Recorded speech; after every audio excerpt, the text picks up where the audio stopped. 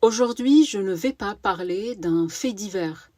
Je vais malheureusement parler de 161 vies, 161 femmes tuées en 2025, 161 mères, 161 filles, sœurs, amies, et derrière elles des enfants devenus orphelins, des familles brisées à jamais.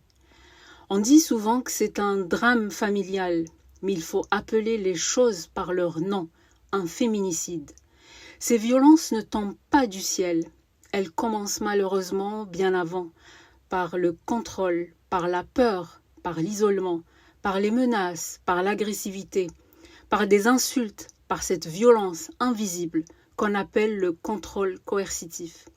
Trop souvent, les signaux sont là, et trop souvent, ils sont malheureusement ignorés. Ce qui tue, ce n'est pas seulement le coup final. Ce qui tue, c'est une plainte minimisée, une victime non crue, une protection absente, une société qui détourne le regard. Le silence tue, l'inaction tue, l'indifférence tue. Parlons aussi des enfants, ceux qui se réveillent sans leur mère, ceux qui porteront ce traumatisme toute leur vie. Ils ne sont pas des dommages collatéraux. Ils sont malheureusement des victimes à part entière. Chaque féminicide crée des orphelins de la violence conjugale.